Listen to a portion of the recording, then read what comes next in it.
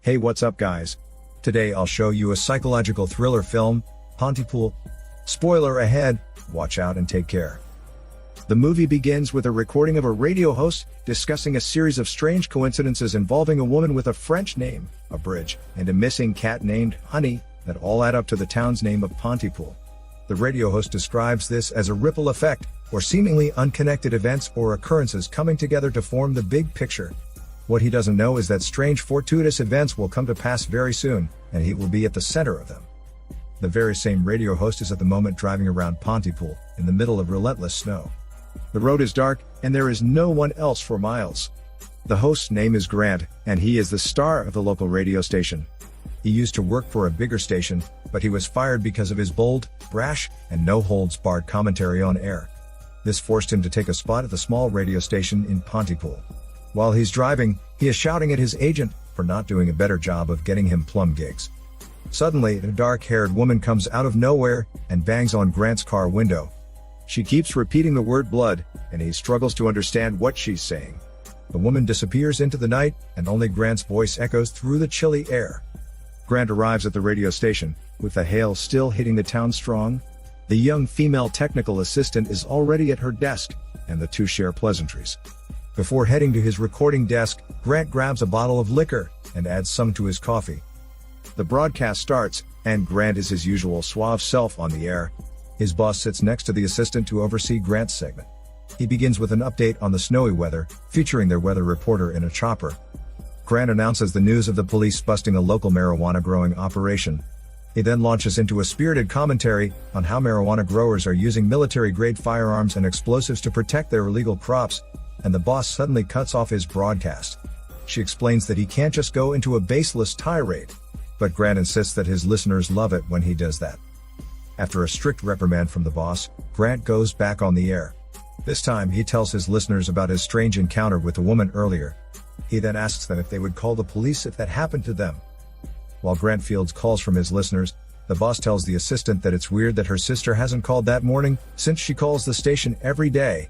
She also remarks that their other station employee hasn't come in yet. The assistant catches news of a hostage situation on the police scanner. She hurriedly calls the boss over, and the boss tells the assistant not to inform Grant until they're sure of what's happening. But her warning comes too late, and the assistant has already sent the news to Grant's screen. So he interrupts the current segment and announces to his listeners that two armed men are holding a van hostage in a nearby town. The van is reportedly towing a fishing hut. The boss quickly advises that Grant transition back to the weather reporter. But he continues to report on the developments, such as that the police have already apprehended the two suspects, and they weren't actually armed. However, the people inside the van have already escaped.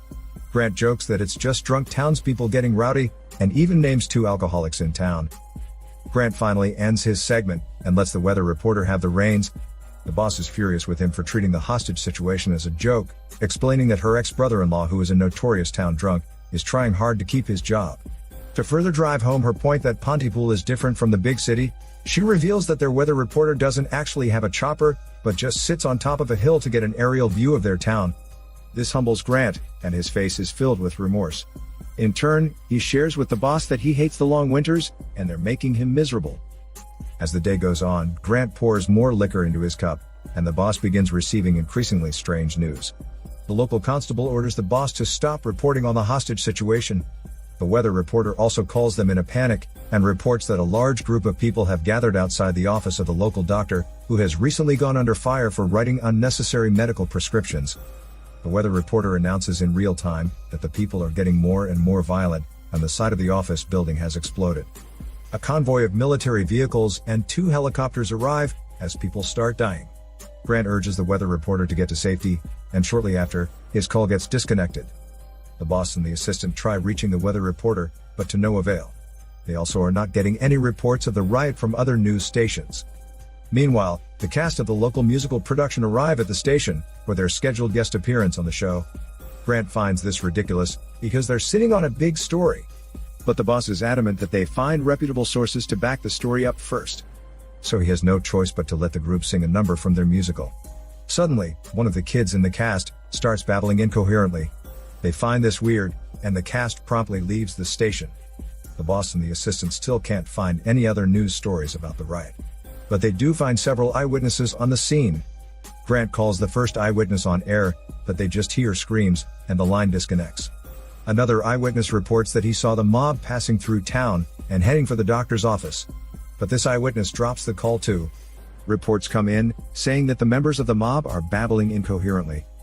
The boss manages to get the constable on the line, and he describes the scene that his officers arrived earlier that morning, a wild crowd of people trying to get into an old senile woman's hospital room. She's talking about Hitler in a hurricane, and the crowd was repeating after her.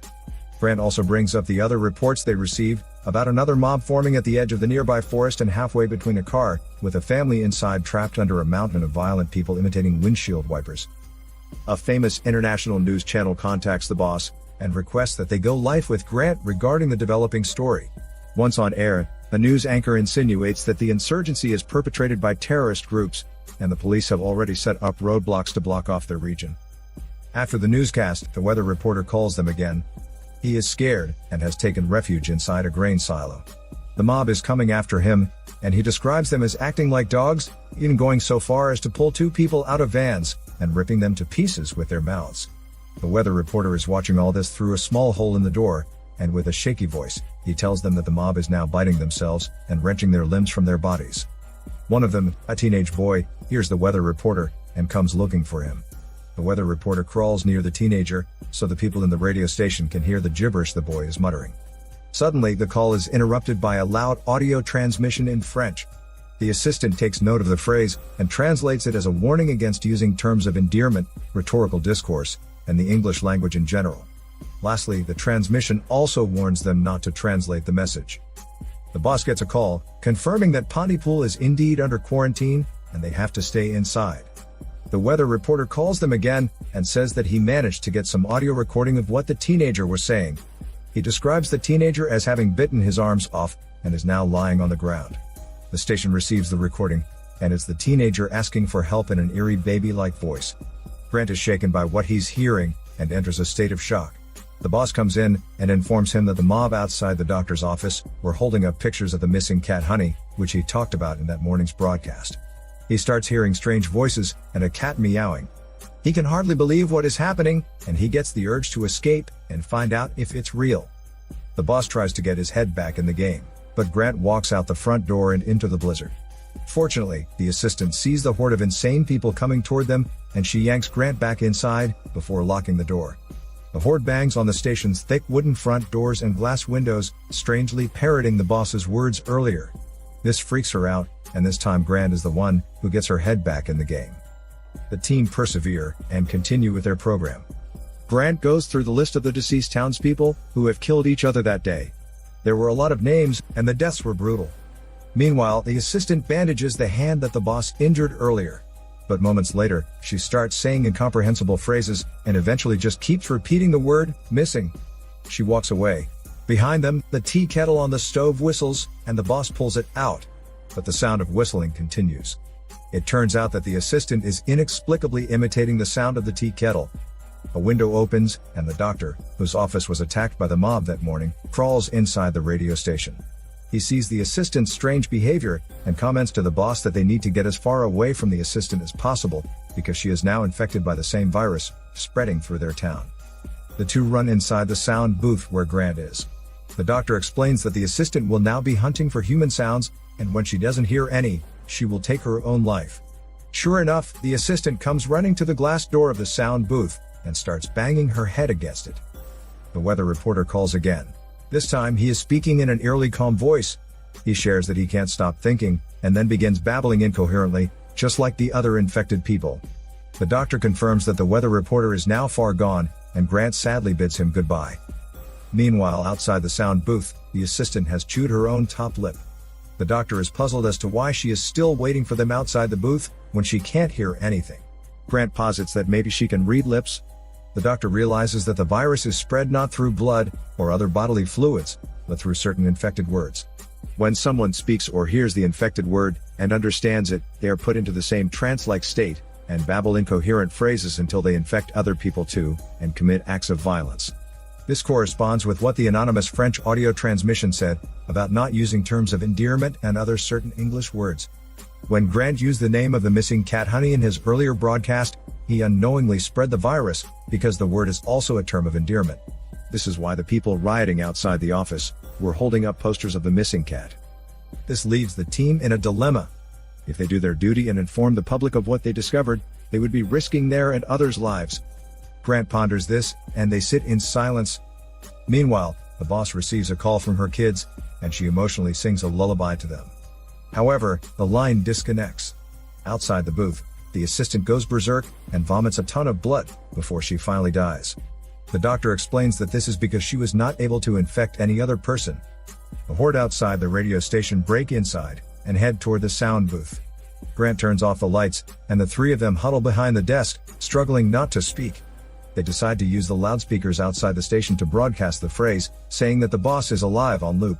So the Horde will be lured outside, and they can escape that way. The recording initially works, and the mob rush outside. However, the doctor becomes infected from saying the word, breathe, and he starts to babble incoherently.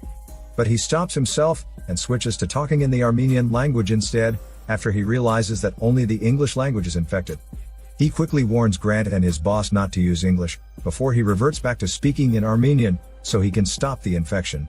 The boss starts speaking in French instead, a language that Grant only understands a little.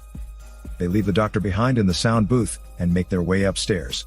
The infected kid from the musical cast earlier, leaps in front of them and attacks the boss. With Grant's help, they kill the kid. Now, the two debate on whether or not they should kill the doctor, who is stuck inside the sound booth, and is curiously not displaying signs of infection. Suddenly, the loudspeakers stop broadcasting the loop, and a loud national anthem starts blaring from the speakers inside. This lures the crowd inside again, and Grant and his boss rush to hide. The doctor valiantly sacrifices himself by running outside, and luring most of the crowd to him. So the two can lock themselves inside the equipment room. Inside the room, the boss feels guilt for killing the infected kid. She pops upon a bottle of liquor, and feels hopeless about their situation. But Grant is still determined to find a way out of this. He begins thinking about what the doctor said about the infection, starting once a person understands an infected word. The boss joins in, and speaks out loud about how to kill the meaning of words. Unfortunately, kill is an infected word, and she starts displaying signs of infection. Grant realizes that in order to stop the infection, they have to change the meaning of the infected words in people's minds, so the virus won't take hold anymore. He kneels in front of the boss, and tries to make her change her understanding of the word kill, by repeatedly saying that it now means kiss. The boss recovers from the virus because of that. Grant decides to broadcast to the world, that they need to change the meanings of the infected words. He starts by speaking confusing phrases, which the boss shoots down since the people won't understand. He keeps trying to warn the public, as helicopters soar overhead and gunfire swells around them. The authorities warn them to stop their broadcast, but Grant defies them. As the military count down from 10, the boss goes inside the sound booth, and kisses Grant. A second later, the bomb drops on Pontypool. The town is eradicated, and the infection is stopped. However, as news spread all over the world about what happened in Pontypool, it spread the virus too. The movie ends with Grant and the boss appearing to survive the bombing. They are now engaging in fantasy roleplay to tweak the meaning of their words and stay safe. This is Daniel CC Movie Channel. Stay safe and enjoy your day.